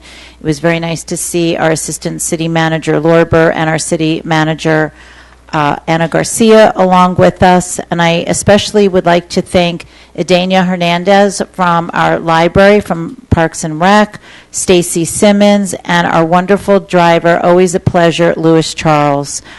He gets us where we need to go. And it was really a wonderful event. I look forward to next year. Next year it will be on a Sunday, so we could accommodate some of our residents that would like to attend but cannot do it on a Saturday. I'll remind everybody once again, although it was in the manager's report, about Arbor Day, which is this coming Friday at 10:30 a.m. and at Northeast 170th Street and 3rd Court. And as the manager said, it's a newly renovated park in our city, so it's great for our residents to be able to explore something a little different, because now we'll have the game tables and a beautiful butterfly garden, which really is something new for us, and we look forward to everyone enjoying that. Please come out and vote May 5th. Of course, there's early voting, which I don't have the schedule in front of me, but please look out for the information. It's very important that we get as many residents as possible to make these decisions to keep your city alive and keep it progressing well. So I ask you not to forego that luxury that we have in the United States, okay, that you have the ability to vote who you want to represent you. So I ask you to please come out and vote. And last but not least, I want to wish my husband, wow, a happy 25th anniversary tomorrow. Wow. Pretty amazing. I don't know where time has gone. And look, and the fact that I'm sitting here is even more of a marvel. Shut up. Anyway, thank you, everyone. We'll see you in June. Vice Mayor Martell. Good evening, everyone. I'd like to start by thanking our staff, Paulette Murphy in Parks and Recreation, our Chief of Police, our staff in our City Manager's office and our Assistant City Manager, our Building Department, our Code Department, and Public Works, and just everyone in general. Our Finance Department, because she keeps us in check. I really want to thank everyone because of one reason. Every year I have meetings with the residents and I come back with a laundry list that I give back to our city manager. And she goes ahead and she forwards it on to the different departments and they address the needs of our residents. And that means so very much to me because we are the conduit to go ahead and provide the information to our city manager, and then she goes on to the department heads. But let me tell you something. We couldn't shine up here without these individuals that take the lead and go ahead and address these needs for our residents. So I thank you for everything that you do. I know that the last couple of months have been stressful. We've had a lot of concerns, and I've been sending a lot of emails, but I got to tell you, I'm so proud of our staff. You've addressed each and every one of them, and that's what we're all here for. It's to do the public service for our residents, and I'm so very proud. And I've got to tell you, tonight was just such a wonderful night because we got so many things done. We have addressed some issues that were very much needed. Our residents in Eastern Shores had a concern that really needed to just come to a head and end it, and we've done that tonight. We also had an ethics situation that I was very adamant about going ahead and getting it done. This started about August of last year. But thank God it's finally finished and we can have that transparency with our residents that is so very much important and so needed so that they understand that our job up here is to be public servants. Our job up here is to govern and not to politic. And that's what we stand for. And I'm so very proud of this council because we've done an amazing job. We've put a lot of things throughout the last couple of years together, and I'm very proud to be up here. With that being said, thank you all so very much. Last item is my education committee. I really, really need as many parents as possible or residents that have children in our public schools. Please join the education committee so we could continue working with our public schools to make our school system so much better. Everything has an opportunity to grow, and that's one area where I would really love to see our public schools just blossom. With that being said, thank you all so very much and have a great evening. Oh, wait a minute. Early election, early voting, since Councilwoman Kramer mentioned it. It is on April 30th and May 1st, which are Thursday and Friday from 10 to 6. Then Saturday and Sunday we have election, early voting. Again, the 2nd and the 3rd from 2 to 6, and the wonderful day will be Cinco de Mayo. So I hope you'll all come out and vote. Please exercise your right to vote. It's something that we're all very proud of. Thank you very much and have a good evening. And Mayor, just early voting is at City Hall only. Regular voting, all precincts are open. Okay, thank you. Okay. Councilman Pierre. Thank you, everyone. First and foremost, let me say thank you to all the residents to take some time out to show up to our meeting tonight. We love to see you. We love to hear your concern. We to help you. Thank you, and we'd like to see you more often.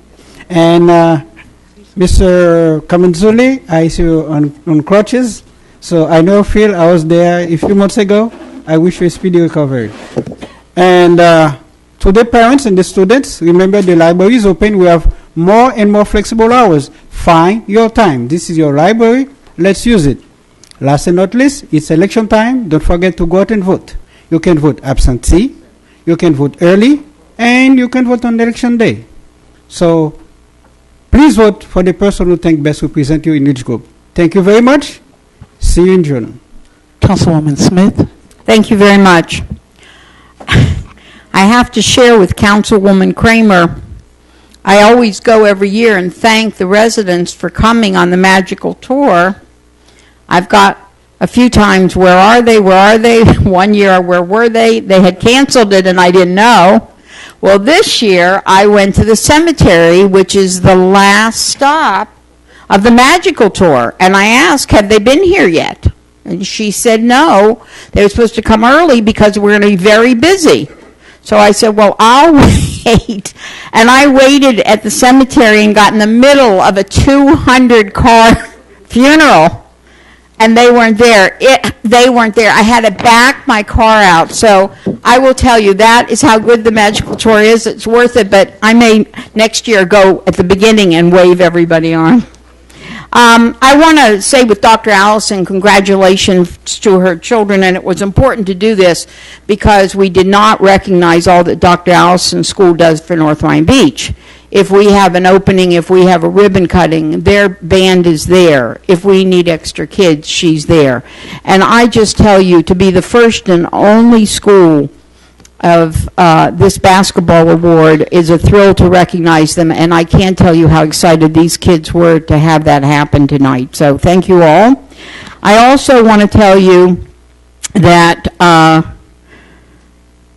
the senior book will be here always in North Miami Beach, and I can't thank Paulette Murphy's team. Naomi, when she takes these pictures and you look at them, you're going to think it was a professional. So when we looked at them, it is, because she has taken photocopy classes. She has taken a couple years, and I will tell you, we all said they are amazing. So I hope this becomes an annual thing, that people that go on these trips enjoy it. So if you have a pen and pencil, and if you don't, you can call the city, ask for the Recreation Department. April 24th is the senior luncheon from 11 to 2. The topic this coming April 24th will be fraud prevention, and it's $5. Now, it's not always $5. Sometimes we have a sponsor, but that particular one, April 24th, and it's a beautiful luncheon. It's a wonderful session to teach you how to protect your family. May 7th for $5, the trip, and you could be in next year's book, is to the Perez Art Museum. And it's from 10 a.m. to 4 p.m. You must call, you must reserve a place on the bus. May 22nd, free, how much is it? Free. Meet and mingle from 1 to 3. It's very nice. 20, 30 people come. They always have a fabulous entertainment. Sometimes it's a movie, sometimes it's games. It's just a nice 2 hours. And the last one is May 29th, and that is a senior luncheon from 11 to 2. May 29th is free. The luncheon is free. You must register. Please call and register, and then they stop for the summer. So I wanted you to know, because it is so enjoyable and everybody that goes has a good time. I would like Mr. Serta to tell you that when I walk, the frightening thing I have is that many of our houses do not have house numbers on them. And it's frightening. About 40, 50 years ago, Luby built 4 townhouses on 171st Street in Eastern Shores, and there's no house numbers. There's no numbers on the 4 units. I am frightened by that. So if you could please, whether it is the police department code, I mean, can you imagine, God forbid, there was an emergency? Please look into that, and let's maybe the next mail out that goes to people, whatever it is, let's insert a little thing to please stand on the sidewalk and check your house numbers and make sure they're good. Because, you know, we're laughing, but, that's not a laughing matter. That's a real emergency. I just want to say also, it's an honor to be up here. It's a big responsibility. It is a tremendous amount of due diligence to try to do the right thing.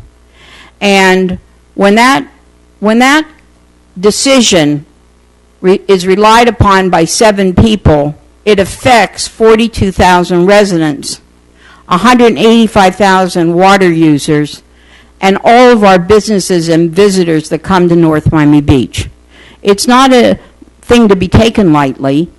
If you're going to sit in this seat, you need to have the tenacity and hopefully the ability to grab the data, take the data, and see what the issue is and try to make the best decision for today and in the future.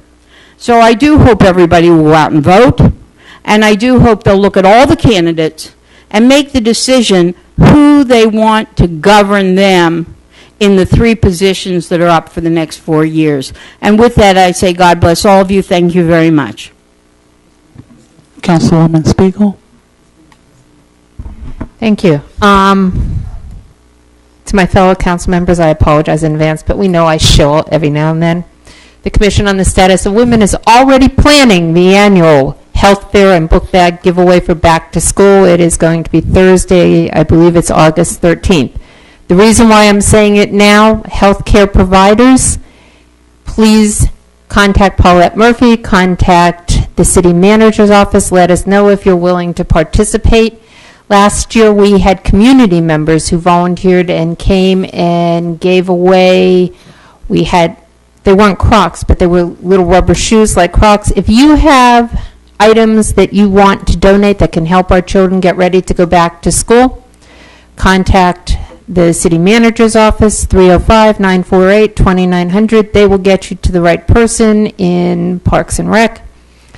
But start thinking about it, because it's one of the really good things we do for our kids at the end of the summer. And so we are planning it again. May 9th is the Mother's Day breakfast. Starts at 9 a.m.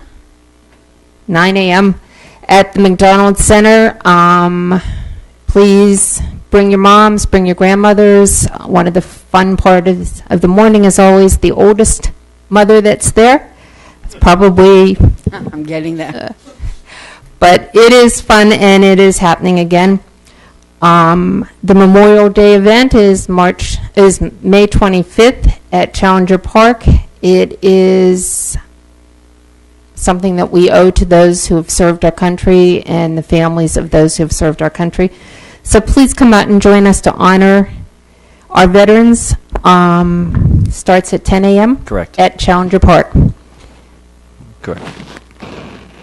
Okay, this is me on the high horse. One of the best things about living in this country is that we can elect our leaders, and all politics are local.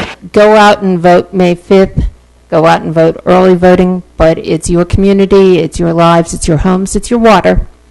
Please go out and vote May 5th. And my last thing is, next week, Tuesday night, get your recycling out. It's next Wednesday. With that, good luck to everybody who's running. I'll miss you guys for a month, but I'll see you in June. Or at the Mother's Day breakfast. Okay. All right, well, you know, we have to squeeze in 2 months worth, practically 2 months worth of announcements into into this council reports. I know that this has been covered. Some of these have been covered, but I'm going to run through. But the first one up is this Sunday. This Sunday, April 26th, registration starts at 8:30 a.m. is the Mystic Force Foundation walk and bike 30-mile and 50-mile bike ride for those of you that like to ride bikes, to do the rides. This is their big annual event fundraiser, and this year it's being moved from Oleta River State Park. It's going to be held at our amphitheater, at the Gwen Margolis Amphitheater. So it's going to be in the heart of the city, and the walk is going to take place up and down Snake Creek. You know, folks, please come out and participate. For this foundation is headed up by 2 of our outstanding residents, Dr. Stephen Vanny, his wife Sylvia, and for those of you that may not know, this is a foundation that they started and they hold close to their heart because it was started to raise awareness and funding to fight childhood cancer, who unfortunately their youngest child succumbed to when he was 8 years old. They are doing amazing, amazing work, and I would like to make sure that everyone go out and support this this Sunday at Mishkan Park. I'm sorry, well, at the amphitheater. They'll start taking registration as of 8:30.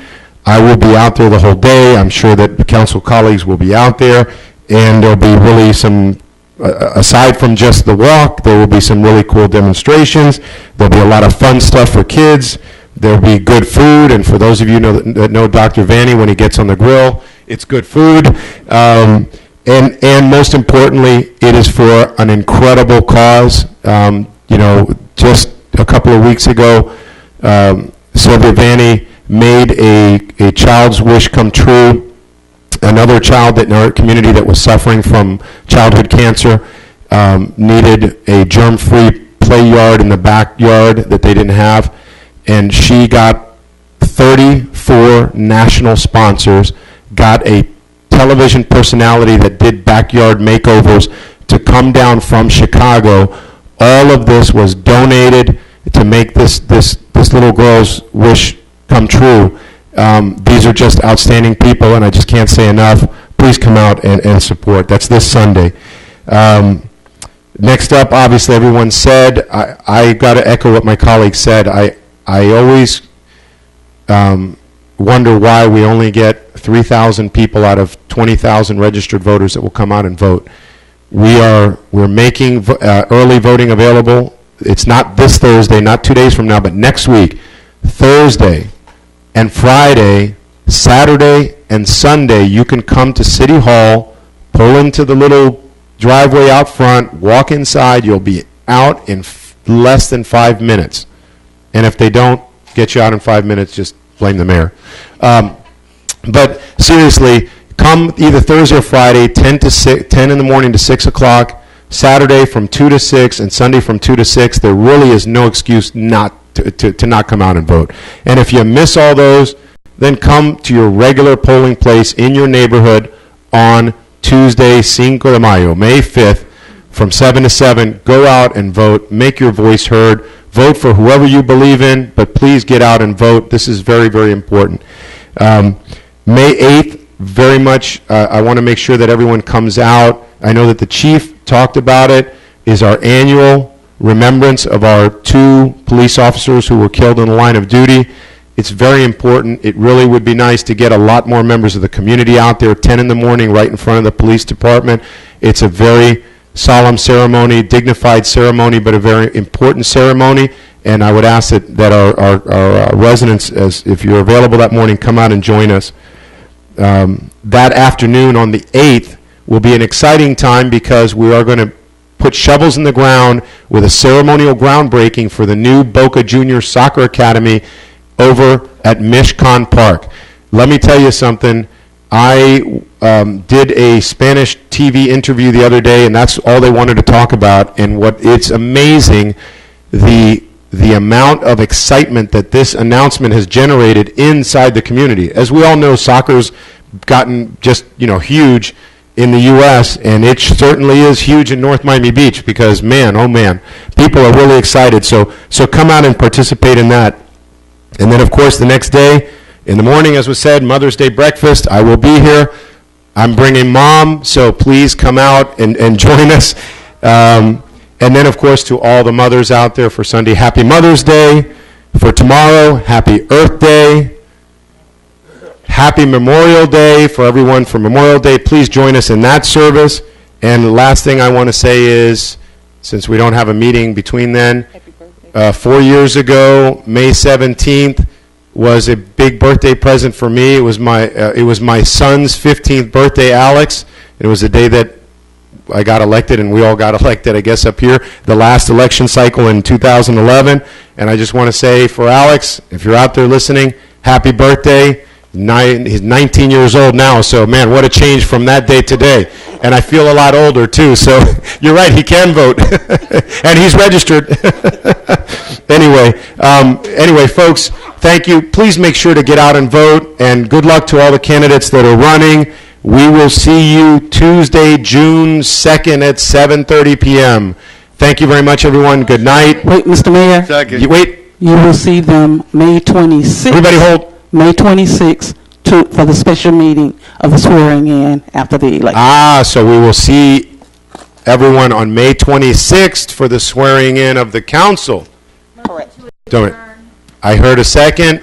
Everyone in favor? Aye. We are adjourned. Thank you. Thank you, guys. Thank you for staying there.